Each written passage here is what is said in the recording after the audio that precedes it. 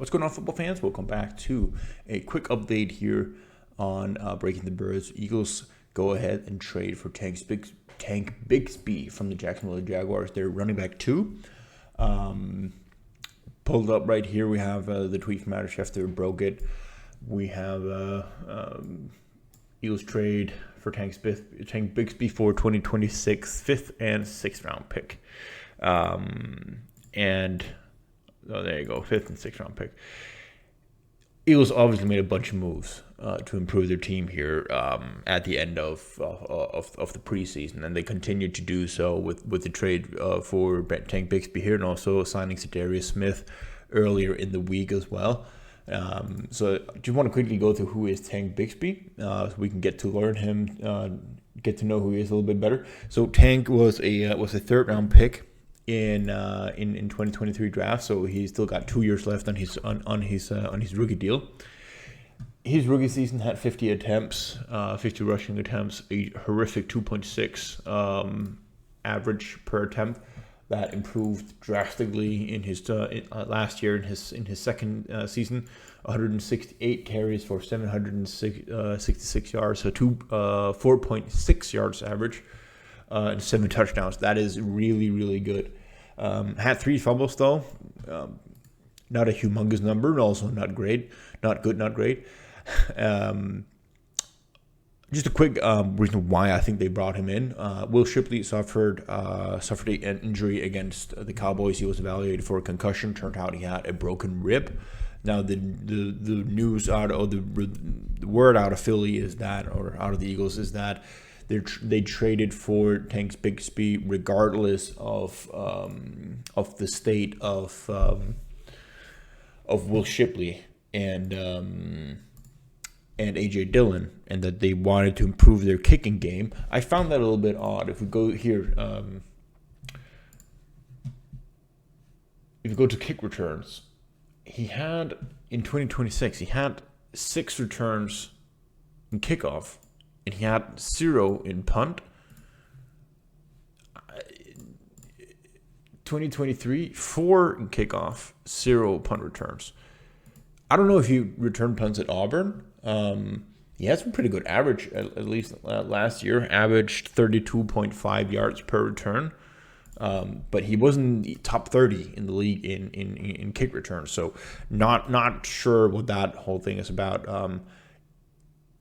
Eagles giving him the 5th and the 6th. It seems a little bit steep, but yeah, let's get to a game here. I found on Game Pass here on Bigsby against the Colts here. Inside power for Jaguars, we're gonna have the guard pull over to the side here, down block here, up here. We want the guard to hit the gap that goes up right here, hit that linebacker, and then this guard is going to transition up to the second level with 77 taking over.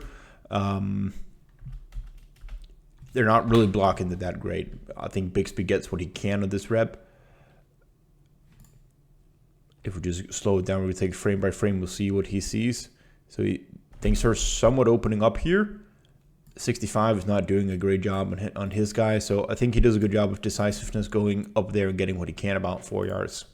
Okay, so then outside pitch, where I think when I saw it initially, I thought it was a much better crease for Bigsby to get into.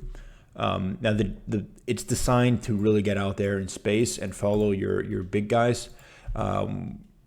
Because they're basically going to let this guy go. I know that there's a small block on him right there, but mostly what you would like is to have that guy release up after, so you can outrun him, and then you block it up like this, and then the center comes up and takes 45.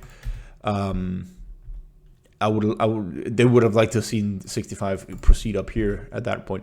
This is a massive gap. Hit that right there. He continues to go out to a point where it's too late, and then they result in nothing. Fullback lead dive up the middle right here. So they're going to have double teams up on both defensive tackles. And then you're going to have a tight end run releasing up here. And you want Bigsby to shiver here and then read, am I going here or am I going here?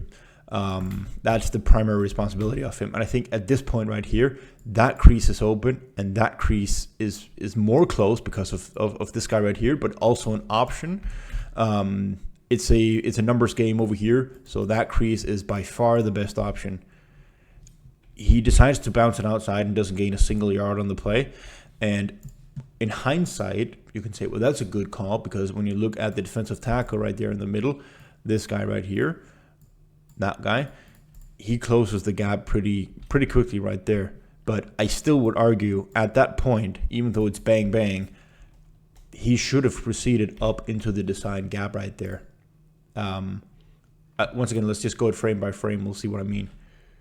It becomes a lot clearer. Right there, it's open. And it bounces outside instead. Probably wouldn't have gained much, but that's hindsight, because when the gap is open, you go through it and you run hard, and you're trying to run the defensive tackle over at that point. Here you actually see a pretty good example of it, where it's not a fullback lead this time. This is just a straight up dive up the middle. So we get the double teams here as well. This time the tight end is just lined up at the line of scrimmage instead and blocking from there.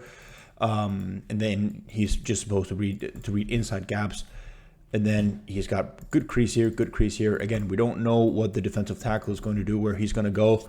But this time he declares to it. He rushes through it. He gains 4 yards on the play. That is acceptable. That is what we want. You can always try to get more yards there, but when it's open like that, you hit it. So a lot better on that rip. And if he doesn't do the exact same thing on the next carry he gets, which is an absolutely wild play, another dive up the middle. So the third dive we see, it just got progressively better and better from each time we've seen that here. Double teams again here up on the defensive tackles, and like we've been saying for a couple times here, whoever of these guys here get the better release up from the line of scrimmage, they'll proceed up to block at the second level at the linebackers. Gap opens up quickly. Again, moves through it. This time the defensive tackles actually get to him again, but he runs through it. That's what we can expect. And then breaks one tackle, breaks another tackle, breaks a third tackle, and still keeps his balance and scores. Massive play. Really nice rep here once again. This is in another theme or skill set here for the running backs, but once again a dive up the middle, where we got the double teams like we've seen a couple of times now. The gap opens up pretty well here to begin with. He sees that, he explodes through it, makes one guy miss right there, and a nice juke move. Really nice juke move. And then you can debate afterwards and in hindsight whether you'd like him to just continue straight forward and get more yards. I can't blame him for having confidence after the touchdown he just scored right after. That jump cut that he pulls up right here is really, really good. I mean, just skims the guy out, boom. Nice move.